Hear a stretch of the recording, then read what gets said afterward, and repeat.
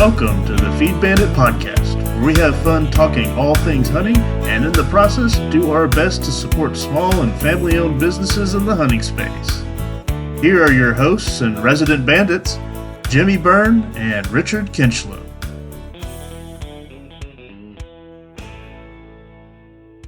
Howdy everybody, and welcome back to another edition of the Feed Bandit Podcast. Your host Jimmy here, along with my co-host Richard Kinchlow. How are you, sir? Good evening, sir. Doing just fine. Well, I'm excited to learn a lot tonight. I know you wanted to talk about a couple of pernicious predators we have here, at least in Texas, I guess mostly elsewhere as well. Sure. The yote, the pasture poodle, as you call them. Yep. And a little bit about the bobcat. Yeah. Where do you want to start? Well, we're going to start off with a little trivia tonight. What is, and I didn't tell you about this on our pre-call meeting. I am totally unprepared. No. Yeah, no, I know. That's what's great about this whole thing. Okay.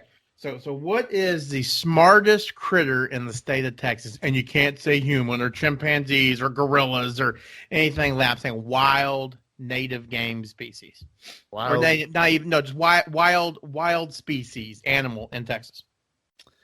Now, when you say smart, you mean like brain smart or senses smart or how? Everything. I don't know that deer can know trigonometry, so I'm assuming craftiness, wittiness, things of that nature. Okay, true. They're only good with algebra. Yeah, right. I'm guessing the coyote, since we're talking about that tonight. Right, and I thought you would think that, and you're absolutely wrong. It's really the Sasquatch. Yeah, it's the Sasquatch. Yeah, it's the Bigfoot, and I believe. Darn it, and we'll do an episode about that. Yeah, I'm surprised you didn't know where that was going. But the second smartest critter in the entire state of Texas, really, I think it'd be would rival anything in the woods really in the United States would be the coyote for sure. Maybe a wolverine, maybe a wolf or something of that nature. But the coyote is by far one of the most intelligent critters in the world. As far as the way it hunts, the way it hunts with a pack, just its ability to survive off of virtually anything. I think a real testament to the coyote and its survivability, again, I don't know if that's a word, is what they've done here in the city, in Dallas. I mean, it's insanity about how many news articles and neighborhood watch alerts we're getting for these coyotes going around, and people don't understand why are they here. Well, right. I think there's a couple of reasons. I'm kind of diverting here, but just to prove how smart they are, they're an opportunistic eater. Okay, I mean, why would they go and run after a rabbit when they can kill somebody's kick dog, those little Polynesian poodles or something like that? They can go out there and do that, or they can go eat Mr. Jingles the cat, again, as opposed to chasing a squirrel. They're smart critters. So, anyways, yeah, for sure. In the state of Texas, the coyote is definitely the smartest critter. So, this podcast is kind of going to be talking a little bit about again the off season, things to do in the off season, and predator hunting is definitely one of them. When you think about predator hunting, the first thing I think that you really got to think about is you got to get your mind straight and understand the fact that if you're hearing a lot of coyotes out there, you're seeing a lot of sign, whether it be tracks or scat. And for those who don't know what scat is, it's poop. Okay, so if you're saying I have children, so poop's a common word here. If it's your goal that you think you want to obliterate them, wipe them all out, then you might as well stop because you're gonna fail. Okay, again, the coyote is very they've got their territory and all that, and if you knock one out, well, guess what? There's gonna be one right there. Listening to my county trapper. For Rancho Bandito, listening to him talk about the coyote, he basically looks at, pieces of property as a revolving door. Sure, you may kill some, you may call some in, but guess what? When that one dies or that pack dies, you're going to have another one right there. Yeah. So it's something that, absolutely. So it's just something that you gotta you just got to manage. So tonight I'd like just to talk a little bit about ways to hunt coyotes. When do you hunt them? And just some general techniques. I spent a lot of time in my career, hunting coyotes, whether it be in Throckmorton or at Rancho Bandito or out near Lubbock, and they are a lot of fun, and really one of the most entertaining ways to hunt coyotes is to call them in. Okay, so let's talk about kind of the general, why. We'll start with the why. Why do you want to call coyotes, and then we're going to jump to bobcats after that. So you're saying, why do you want to call them, or why do you want to hunt them in the first place? That's what I meant. That's what I meant. Why do you want to hunt them? Okay. Yeah. The fact of the matter is that the coyote is a predator. Really no different than you and I. It's just a lot smarter and furrier. The coyote, will go after fawns. Okay. And it's without fail on social media and on web forums and all that. Come April, May, June, July, you always see the picture of the big bad coyote with a dead fawn in its mouth. Mm-hmm. So obviously you want to do what you can to try to control those numbers, again, to the best of your ability and as much as nature will allow it. Also, coyotes will kill turkeys. Coyotes will kill. Obviously, they'll kill livestock as well. Sheep and all that kind of stuff. Now, a lot of folks have taken steps to prevent that. Having donkeys and Great Pyrenees in the case of sheep and goats to prevent the coyotes from preying upon sheep and goats. But again, you're trying to manage their numbers, I think is a really good choice. So one of the techniques you can do to do that is to actually call them in. Okay. And so by calling them in, basically it's the kind of the art, if you will, is called predator calling. Okay. And so a couple of different ways you can do that. First, and probably the most inexpensive way of doing that is to have a hand call. Okay. And typically, the predator calls you see out there for coyotes and bobcats are going to be a dying rabbit. Okay, mm-hmm. So when a cottontail rabbit's heard, it makes a noise, and it's really loud, and it's a dinner bell to bobcats and the coyotes. So they that's obviously something really attractive to them. In this day and age of modern technology, we've also got a lot of electronic callers, okay, that have a myriad of different sounds. So you've got you've got distressed rabbits, you've got distressed jackrabbit, okay. Then you start to get in kind of some more of the coyote noises, such as the distressed pup, okay, or the challenge howl and things of that nature. And obviously those are really good for different times of the year. For example, coyotes typically the females start having pups right about now. So late February, early March would be a great time to do a distressed pup call if you're out there trying to call in coyotes and they're not answering a distressed rabbit because the female is going to be wanting to protect their pups. So you've got they can't tell that it's not their pup. Well, I don't know actually. That's just kind of like the instinct of motherly instinct of a yote. If they hear it, they're like, well, I got to protect that one. Right. I'm not really sure. I never even really thought about it that way. I'll tell you the one thing that will turn them off really quickly is that if you're you're out there doing it and your speaker crackles or something of that nature, and then obviously they will be going the other way very quickly. So those are really kind of two ways of calling them in. So let's talk about kind of the setup. Where do you want to go? What time? Okay. What time of day? Where do you want the wind? Things of that nature. As most animals are really active, dusk, dawn, and at night. Okay. And the same is true with the coyotes. Okay. Obviously in the heat of the day, you're probably not going to see many critters running around. The coyotes the same way. Bobcats, same thing. So, again, the morning and the afternoon and the evening and the night have been my most successful in making stands and calling coyotes. As far as where do you want to go and try this? I've always been the opinion that, if you've kind of planned out your deer blinds right, meaning that you can see for a long way. I've always loved deer blinds. Okay. And the taller, the better. That's going to give you kind of maximum visibility to look and and to see them coming. One thing of note, though, is even though you may be up super high, a coyote, even more so than a deer, in my opinion, is really going to use its nose to determine, okay, I hear this noise. It sure sounds pretty darn tasty, but is it really what I think it is? Mm-hmm. A coyote will typically attempt to circle downwind. Okay, you've seen the shows, and I've seen it, in real life, where you've got a coyote coming in, and he hangs up at about 150, 200 yards, and then starts moving to the left or the right.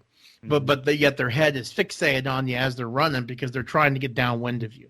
I mean, again, talk about instinct, talk about, survivability. It's crazy. So, again, evening or in the morning, elevated spot in an area where you can see for a ways, and make sure you got that wind in your face. Okay.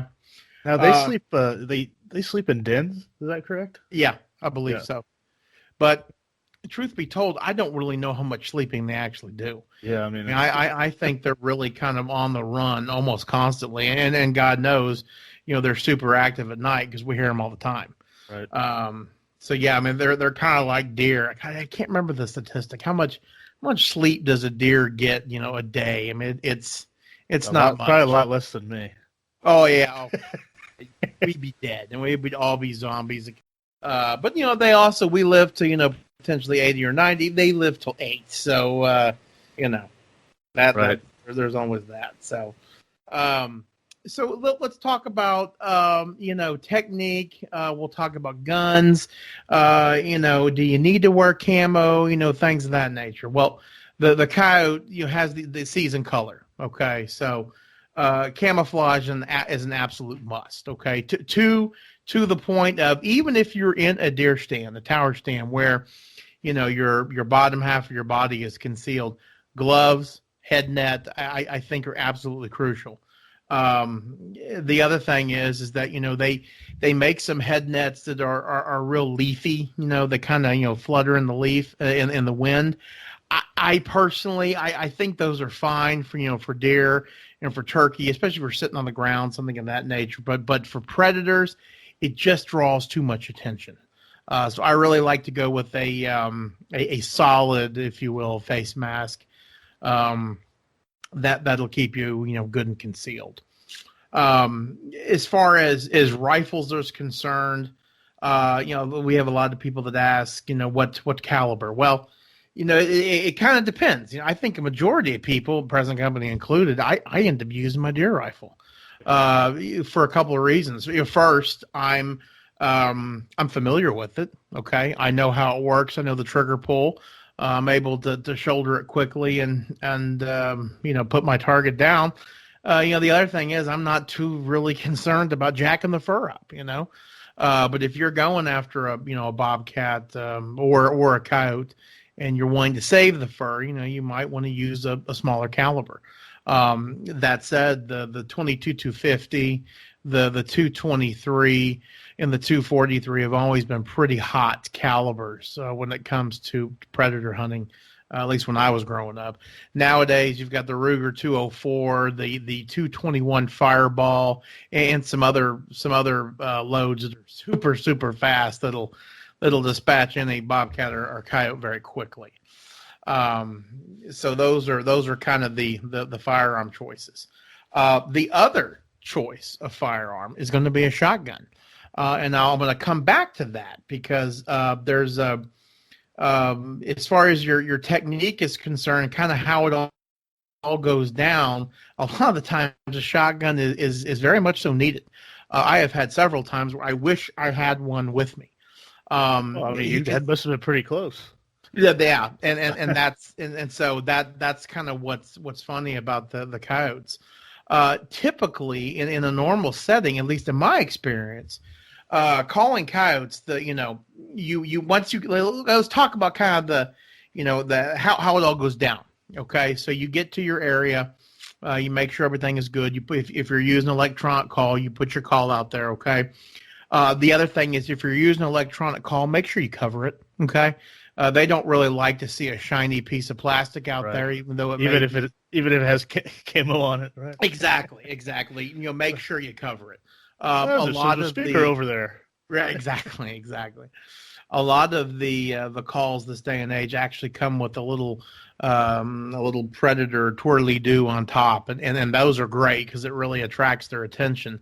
Again, the downside to those is that if you happen to be sitting directly behind the little twirly-do and the predator's focus on the twirly-do and you move, he's going to make you and he's out of there. So I always kind of put it obviously downrange, but kind of offset, especially if I'm sitting on the ground. Okay. Well, and pay attention to the wind in that instance, right? Oh, for sure. If you kind of offset yourself from that, but also still be in the proper place for the wind, right? Right, for sure. Yep, yeah. No doubt. And so after you get settled in, my dad has always coined the phrase of just let things settle down. You just walked in there. You've kind of disturbed the area. So my dad always says, let things settle before you call. And I think it's a great piece of advice. Because you kind of want to get comfortable, okay? Because and when I say get settled and get ready, you need to have that gun up. You need to have that gun on your shoulder. If you're in a tower stand, you need to have it outside the tower stand with your scope caps flipped. You need to be ready to take that safety off and fire. Because what I have found is that if you are going to call in a coyote, it's going to be within the first 20 minutes of you calling. And I don't care if you're using electronics, calls, or your hand call. Okay, 20 minutes. If you have not called in a coyote, then you either need to move stands or you can hold out for a bobcat. And we'll jump into that in a minute. But without fail, I think maybe in my career, and I've called in a whole truckload of them, I may have had one or two that I can think of that was the exception to the rule. The rest of them have been inside of 10 to 15 minutes. So going back to the shotgun story, my father and I, when I was younger, we were calling over a big gulch in Throckmorton. Great setup, full camo. Of course, this was back in the day when we had to carry the gigantic cassette player with us. And it was a chore. So Dad carried everything else, and I carried this monster thing. And we set up this. We ran the speaker down kind of in the ravine. God, it was perfect. Of course, we had to cover the speaker wire. It was a little bit more difficult back then. Well, the second we hit play, within 30 seconds of hitting play, we had a coyote pop out within 5 yards. Wow. To my right. Right there.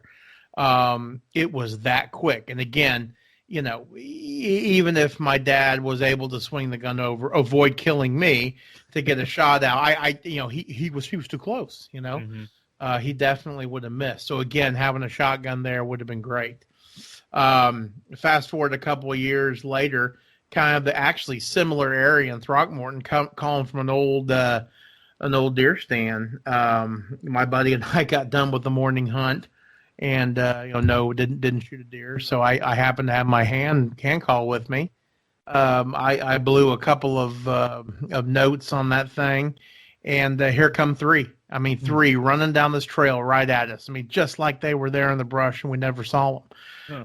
We're able to get one with the 30-06, and as we got the back one, the other two still kept coming, and they got to the point where we just couldn't get the angle with our rifles. So again, the shotgun would have been handy. So that might have been why you didn't see any deer. Yeah, well, that's a really good point. Never thought about that. So yeah, having for the coyotes, having a shotgun, if you can, I think is a good idea. People are going to say, okay, well, what kind of load do you use? Well, I'd probably use a heavier upland game load. I wouldn't use 8-shot for dove. I'd probably use a 3.5 inch shell. If you've got a full choke, maybe throw that in there. Maybe your turkey load actually, I think would suffice. Lord knows you've killed things with the turkey load, like the hogs, and yeah, right. That seemed to work just fine. So, but yeah, hunting coyotes is a lot of fun, and it's a lot of work. So, but that's. It's super rewarding when you're able to call one of those guys in, because they're very, very smart.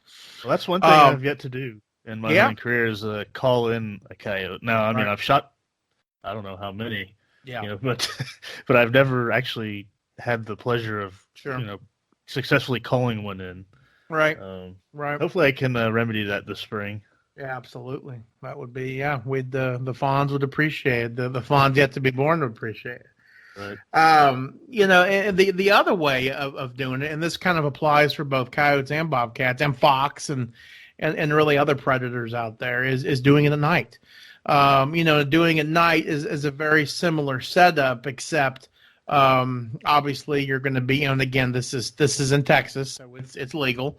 Obviously check your local laws and all that to make sure it's legal where you're hunting. But we typically have high racks in the back of pickups, or you can just, if you get a UTV, get in the back of that.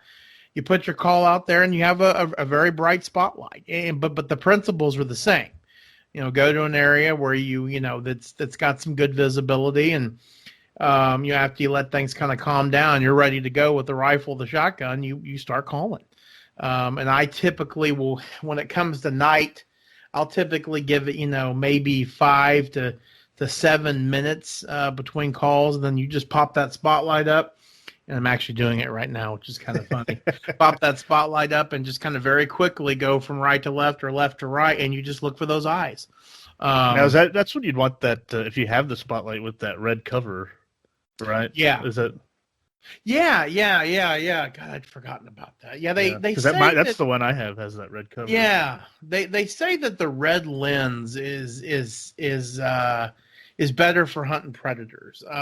Something like it doesn't bother them as much when you shine the light on them. The spotlight, was like 4 billion candle power. Right. On the white light, obviously kind of bothers them. But I've seen it where coyotes will hang up right there at when the spotlight comes on them, and it's kind of feast or famine. You got to take your shot right there, But sometimes if they're really loving it, they'll come in. I also have had a couple instances where we put the light on. They were 200 yards out. Blew the rabbit call again after turning the light off. 5 minutes later, they're still staring, so they're hung up. Okay. I mean, it's the same kind of principle with turkeys. So on a lot of the calls, obviously electronics, but on the hand calls, they have a squeaker. It's a little deal that just kind of sounds like a mouse, or you can use your lips. It kind of sounds like this. Yep. And if you do that, you're kind of changing things up. And I have used that very successfully to get them to kind of break out of that hung up phase and bring them in. And that's both coyotes and bobcats. So be ready to squeak, because that can definitely make a difference. Well, you did that. I don't know if you remember, but that bobcat that I shot, that's how you called it in. We were sitting at the that front blind on the 50 pasture, and yeah. And we didn't see many deer or nothing to shoot there, and the light was going down, and you started doing that. Then, like you were saying with the coyote, I mean, if you remember, it was like 30 seconds later or a minute later, that bobcat was started kind of trotting down the road. I remember that. Oh yeah. Golly, that was a great picture, by the way. We need to. Yeah. We need. We got to find that and post it on this one. Yeah, I was going to say, because folks, if you've ever heard of sky camouflage, which probably most of you haven't, if Jimmy finds this picture and posts it, you will absolutely love it. There was a Western store in Texas called Walls, one of the greatest outdoor stores there ever was. It's just primarily clothing, for the more rugged outdoors clothing, for like oil and gas, that kind of stuff. But they had some snap down shirts, which were just incredible. Some of the patterns they had on them, and one of them was this light blue with like little clouds, with little clouds on it. It's the damnedest thing I ever seen, and we called it sky camo. So beautiful pearl snap shirt. Oh, absolutely. So if we were ever hovering, above the sky, Jimmy would be in great shape. So, yeah, I'll try to find that picture. That'd be a good one for this episode. Yeah, that's an awesome picture. So, did you take it or did I? Because I think I took it. So you might have it somewhere in your archives. Yeah, I guarantee you I do. When we get off here, I'll take a look. In fact, I know where it is. So I'll look also. Yeah. But you got me that bobcat there. I shot it with my 243. That's right. I mentioned earlier. That's right. And then I had it a full body mount, like it's stalking, and that's probably my favorite mount so far. And the funny thing about it is, my wife is scared of it, so she doesn't want me to have it in the house. So I got to wait till I have a proper office on my own when we move into a larger house, so that I can put it in there. Awesome. Of course, you'll want to keep the door shut. But there's one time I got to tell a story. When I first got the mount and I brought it home, we were living in an apartment, and I brought it in, and she wasn't there yet. And this is probably why she's scared of it now. Now that I think about it, idiot! God, why did I do this?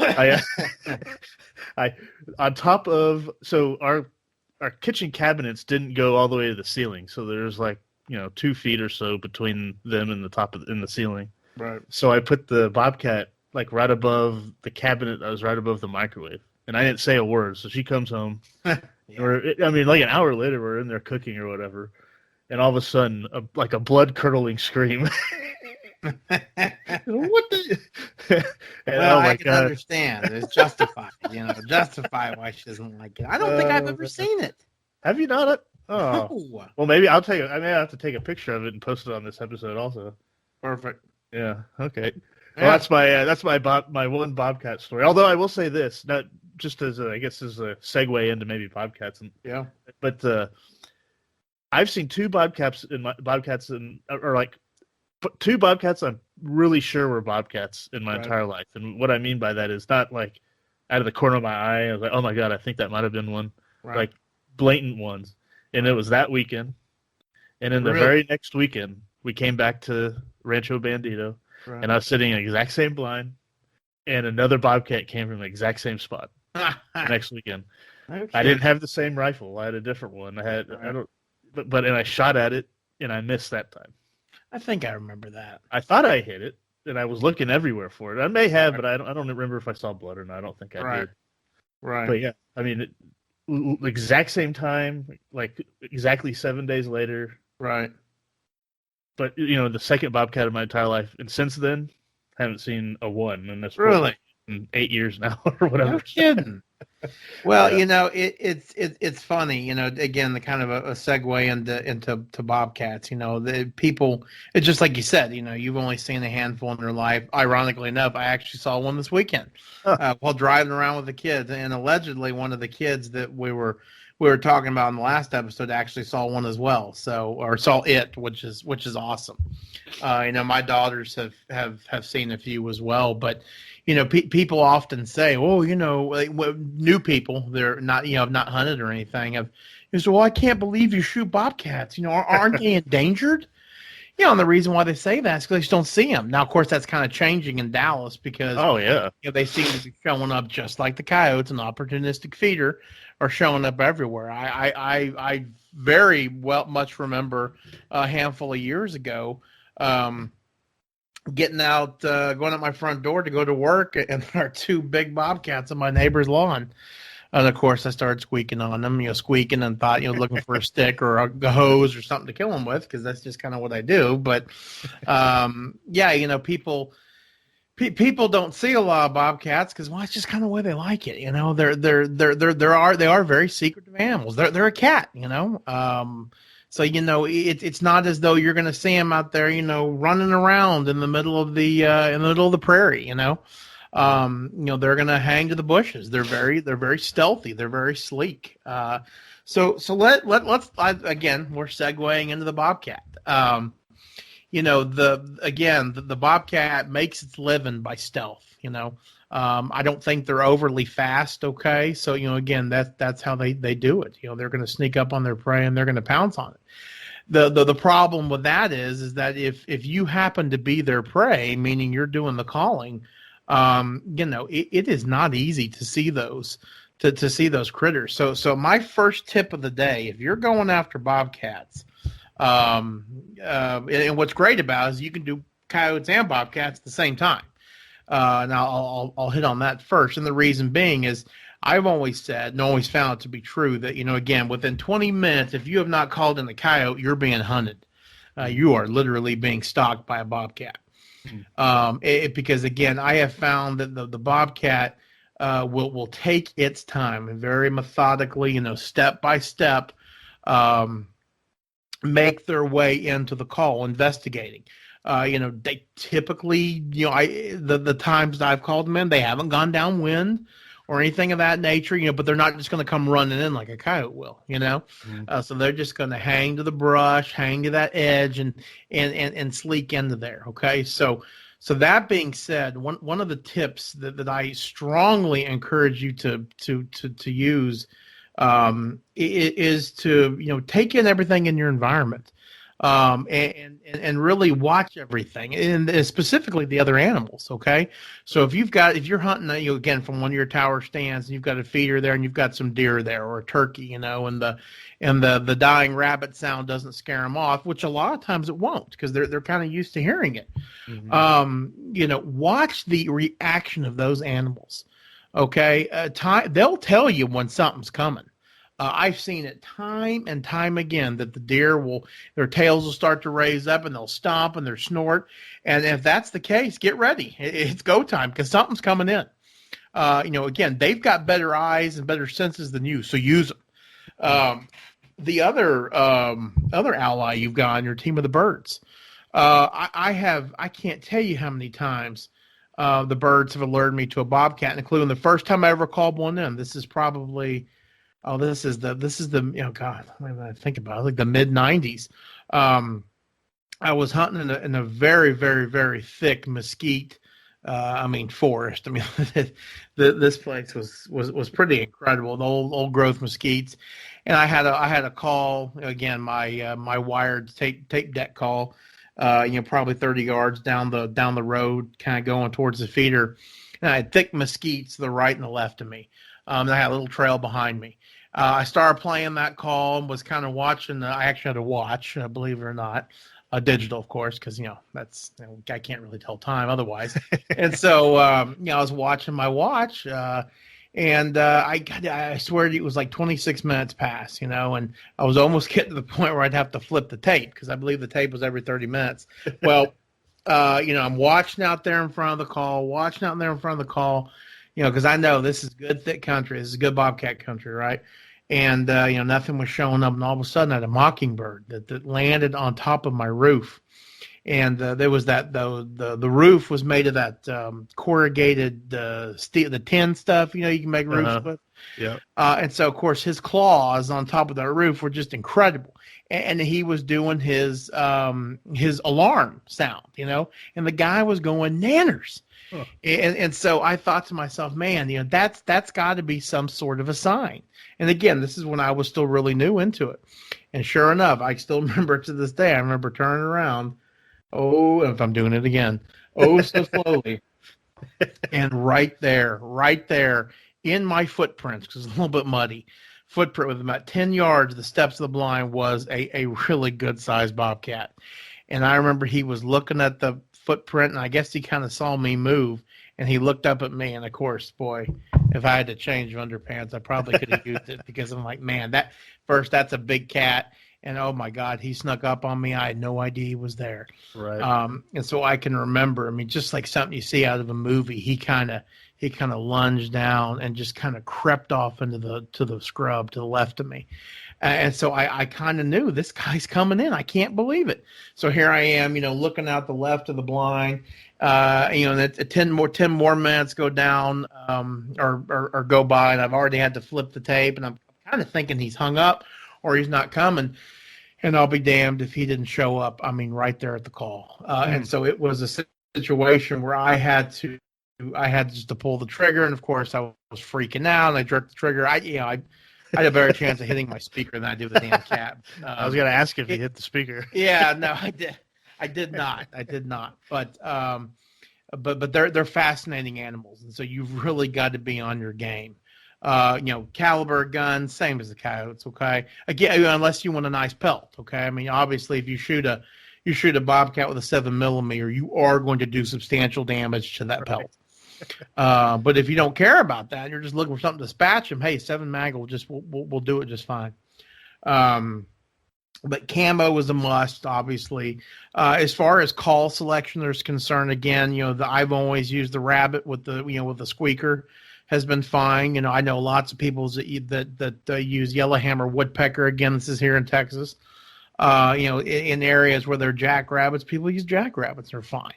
You know, there are bird distress calls. There's lots of different things, and of course, the electronic calls have also got the, you know, bobcat and heat and all kinds of stuff. So, I guess those with the what have you read anything, or what do you think about apps on your phone? Yeah, you know, and using the call on that. Yeah, you know, your phone has an okay speaker. I don't. Right. You know, maybe if you plug it into or have like a Bose with you or something. Right. I don't know.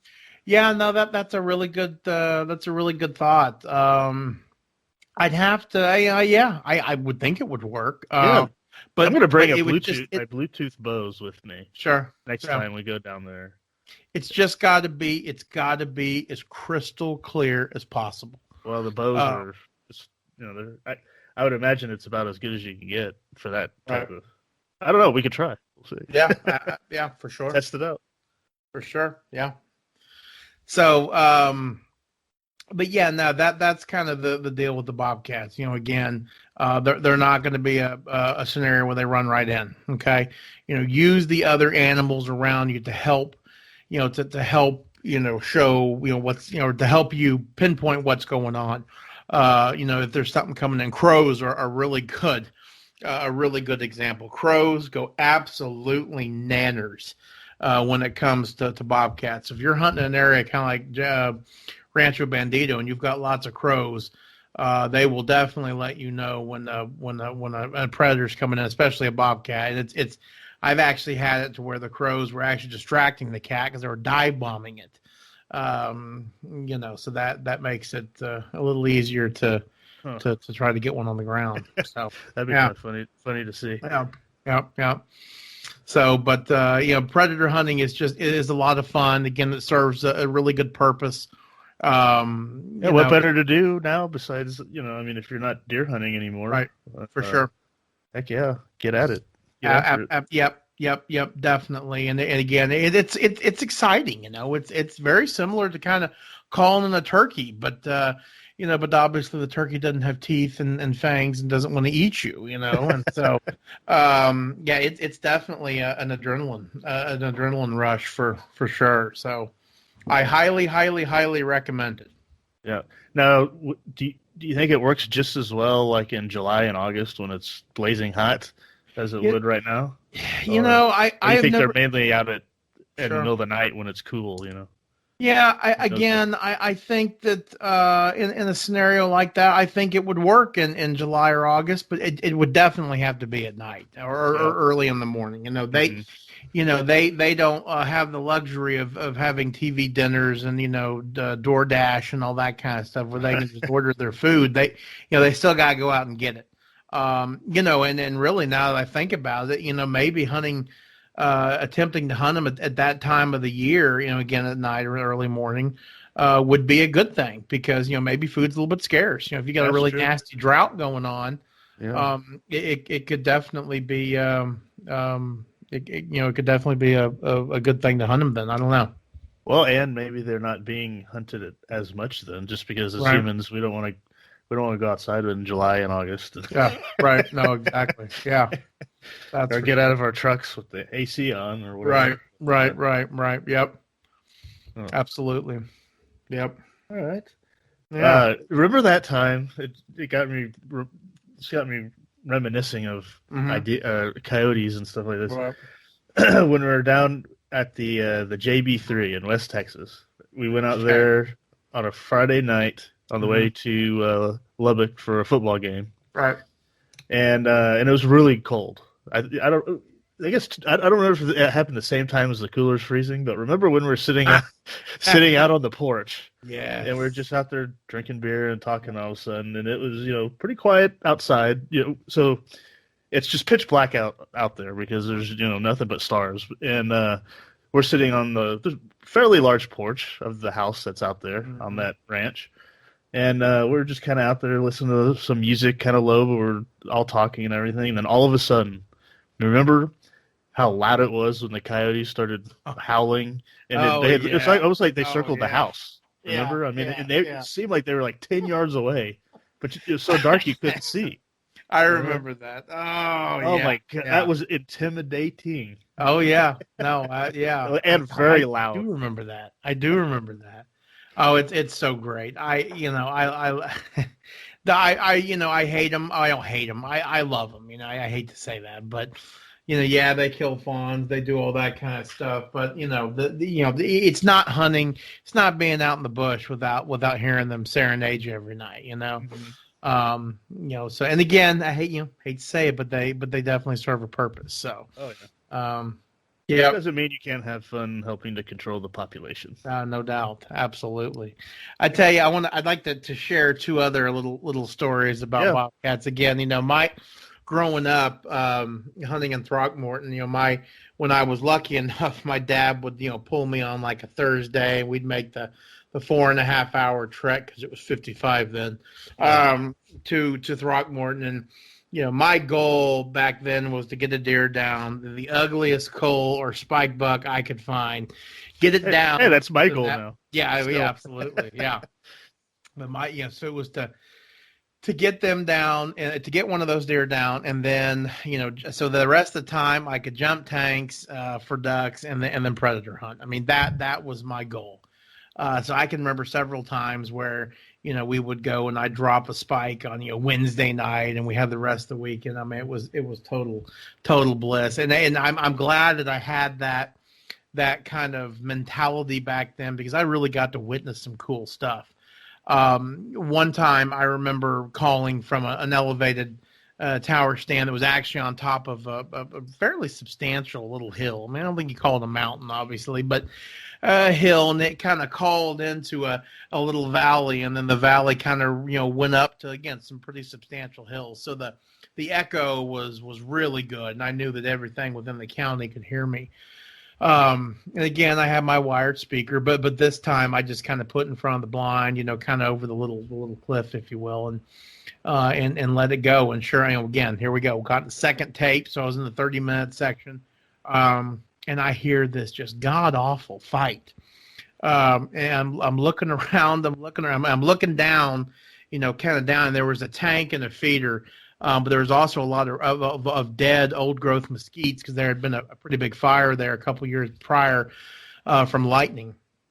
And I remember looking on the ground thinking, man, they're cats. I can hear them. There's obviously two of them, unless one of them is absolutely psycho and it's fighting itself or fighting something else, And I'm looking, I'm scanning, and then that's when I realized, oh, my God, they're in the tree. There were two bobcats in a tree, and again, one of the dead, burnt-out, old-growth mesquite trees down below me, up in the tree, going at it.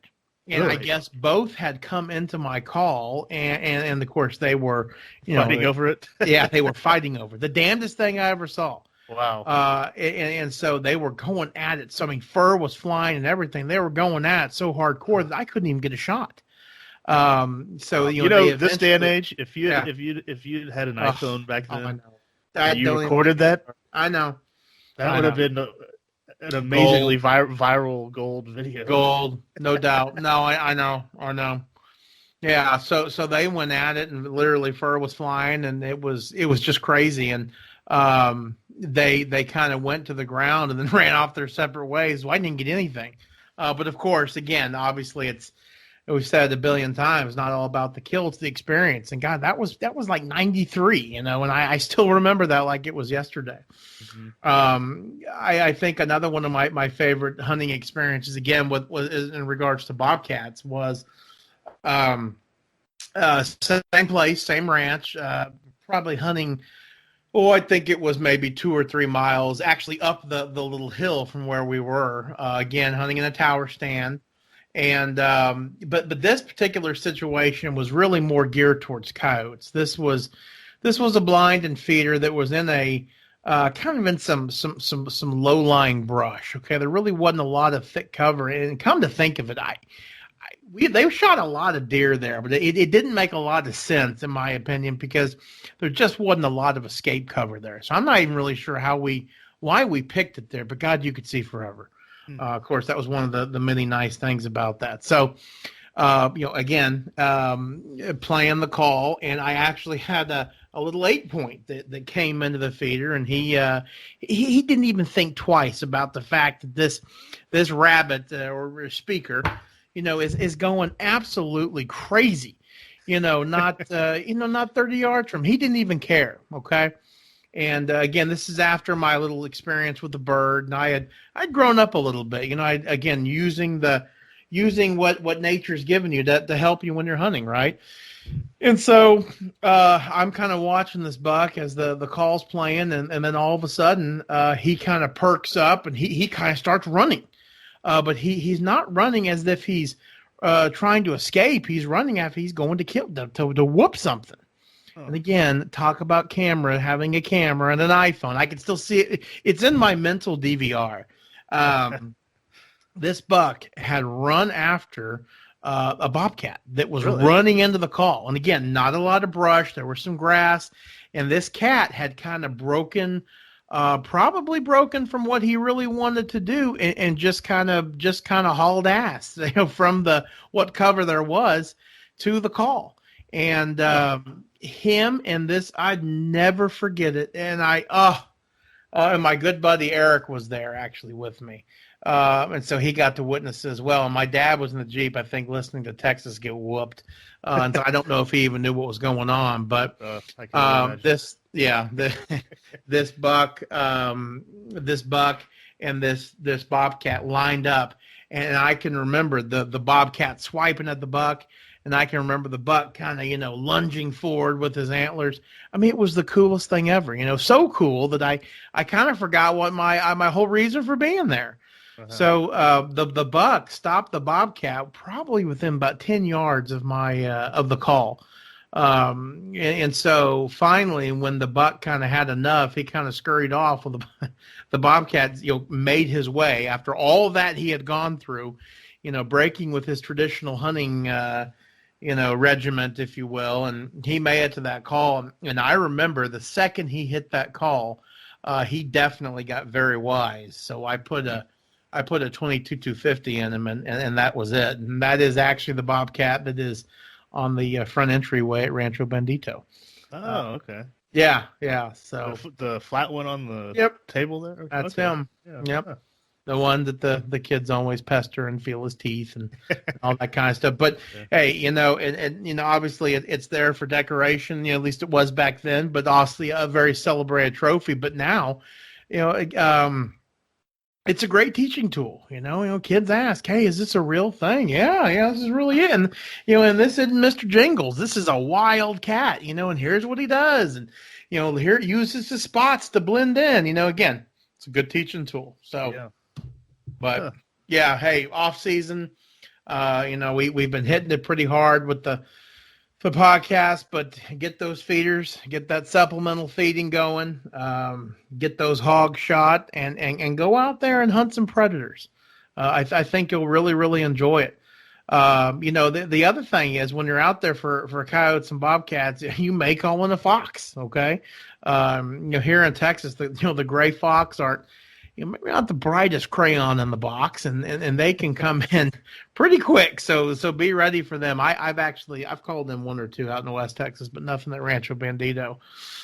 You'll also get some raccoons, and of course you need to pummel those dudes because they'll tear through your protein. They eat deer pellets, protein pellets. They eat turkey eggs and quail eggs and all that kind of stuff. So I guess we can get a little more on them when you talk about trapping and stuff. Oh yeah. Our next one we're going to do is another topic that's near and dear to my heart, and that is how you effectively trap the official Feed Bandit mascot, the raccoon.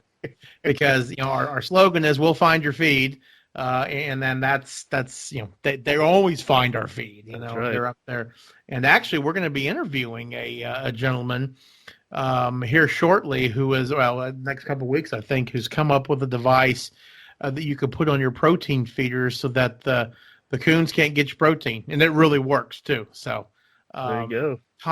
Stay tuned for that one. Oh absolutely, yeah, for sure. I can't wait to talk to him. So it'll be interesting. Yep. All right, there you have it. There you have it. Anything else before we sign off tonight? I think that's about it. Going axis deer hunting this weekend. I know we kind of hit on that last one, so I'm really looking forward to it. We got a message from the guide, and the guide was saying that he had definitely spotted a couple of axis deer that were still in hard antler, and one that was in velvet. And I'm sure we'll do an episode on exotics, but the axis deer kind of drop their antlers and grow them whenever. They're not on the cycle as the whitetail and elk and mule deer are. So, and that in itself is kind of a neat deal. Well, I know I speak for our listeners, and when I say don't come back on the podcast without a mount. Yeah, I know. The pressure's on. Believe me. Right. Believe me. All right. And you know me. So. That's right. Yeah. All right. Well, you heard it. You got your prescription from Dr. Bandito here. Yep. Get out there and hunt some yotes, or as we call pasture poodles. Yep. Or I've heard song dogs. That's another one. Song dogs. Oh yeah. I forgot about that. I love it. Get you a bobcat mounted. They're beautiful. And but yeah, with that, just a couple of reminders. Take a look at our website, feedbandit.com. Click on the contest giveaway contest link. We're always running a contest there where you can win some cool gear, or could be a service or a gift card or something. So be sure to check back often on that link. And just come to the website, just regular feedbandit.com. Look around. We have a pretty decent blog out there with some interesting articles. We have a search tool that's in beta now where you can go on and try it out. Let us know what you think. You can search for feed stores and other suppliers in your area or on the way to your land. So please go there, check it out, and email us at howdy@feedbandit.com with any suggestions or, attaboys or, it's horrible, whatever. Give us some good feedback because we're always wanting to make it better for you. I like the attaboys. That's good. That's good. But every time I try to say that, it smells like HEA, which is probably some stupid government thing. Right. Yeah, never figured that out. So. All right, folks. We will talk to you later. Yep, sounds good. Have a good one.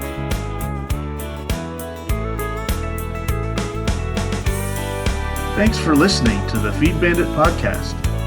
If you want to find new and innovative hunting gear and service providers not typically offered through the traditional big box hunting stores, come on over and join the hunt at feedbandit.com/join. When you join, as a bonus, you'll get our entertaining free e-guide of unique hunting tips and tricks. And a reminder to all you small businesses, feed stores, gear inventors, or entrepreneurs in the hunting space, if you'd like to get more exposure to potential customers by being featured on the Feed Bandit podcast, please let us know. We'd love to discuss what we can do for you and your business. Go to feedbandit.com/promote. We hope you enjoyed this episode. If you did, please give us a rating and review on iTunes, as it would really help us out. Go to feedbandit.com/iTunes. Thanks everyone for listening. Until next time, please remember to support your local feed store.